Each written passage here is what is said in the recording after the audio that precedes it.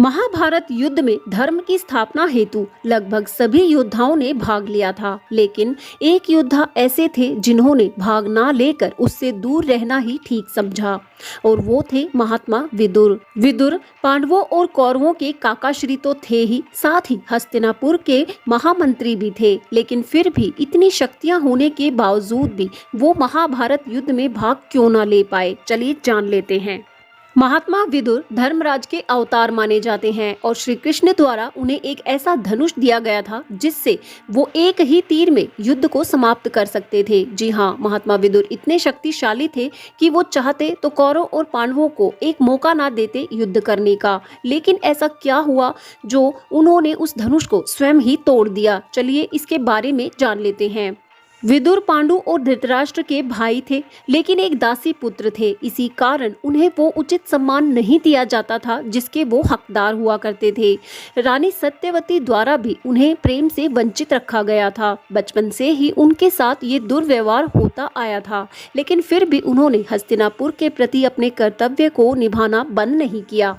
धृतराष्ट्र उम्र में बड़े थे, लेकिन क्योंकि एक नेत्रहीन को राजा नहीं बनाया जा सकता था, इसीलिए पांडु को राजा बनाया गया था और विदुर को महामंत्री बनाया गया। लेकिन धृतराष्ट्र पुत्र दुर्योधन ने कभी भी विदुर को अपना हितकारी नहीं माना। वो मानते थे कि वे पांडवों का ही ज्यादा पक्ष लेते हैं, इसीलिए वो उनसे हमेशा क्रोधित रहते थे।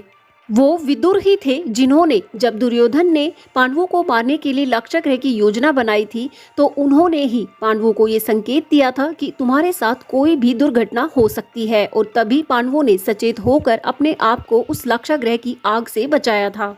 एक बार जब सभा में विदुर और दुर्योधन उपस्थित थे, तब विदुर ने दुर्योधन को ये समझाते हुए कि युद्ध किसी भी पक्ष के लिए उचित नहीं है, इसलिए तुम्हें युद्ध का विचार त्याग देना चाहिए और अपने भाइयों के साथ मैत्रीपूर्ण रहना चाहिए। इस बात पर दुर्योधन को बहुत क्रोध आता है और वो अपने काकाश्री को बहुत अपशब्द बोल देता है। वो यहाँ तक भी कहता है कि हम जानते हैं कि आप पांडवों के पक्ष में ही हैं, जाइए आप उन्हीं की ओर से युद्ध कीजिए। अब क्योंकि पूरी उम्र विदुर ने हस्तिनापुर के प्रति अपने कर्तव्य को निभाया, लेकिन उसके निभाए गए कर्तव्य को अनदेखा किया गया। इस बात से उनका मन टूट गया और वहीं पर उन्होंने ये निश्चय किया कि वो कभी भी युद्ध में भाग नहीं लेंगे, और जो धनुष उनके पास था उन्होंने स्वयं उसे तोड़ डाला। इसके अलावा विदुर जी के युद्ध में भाग ना लेने का एक और कारण बताया जाता है। विदुर जी जानते थे कि यदि उन्हें युद्ध में जाना पड़ा तो कौरव पक्ष की ओर से ही जाना पड़ेगा, और वो क्योंकि धर्म का साथ देना चाहते थे, अधर्म की ओर से युद्ध नहीं करना चाहते थे, इसलिए भी उन्होंने अपना धनुष तोड़ दिया और ये कहा कि वो कभी भी किसी भी पक्ष से युद्ध नहीं लड़ेंगे। लेकिन विदुर ने हमेशा धृतराष्ट्र को यह संकेत दिया था कि उसका पुत्र दुर्योधन उसके वंश का विनाश कर देगा, तुरंत इस युद्ध को रुकवा दीजिए महाराज। लेकिन क्योंकि धृतराष्ट्र पुत्र मोह में सब कुछ भूल चुके थे, उन्होंने दुर्योधन की बातों का अनदेखे ही अप्रत्यक्ष रूप से उसका साथ दिया, और यही कारण था कि आगे चलकर कौरवों का विनाश हुआ।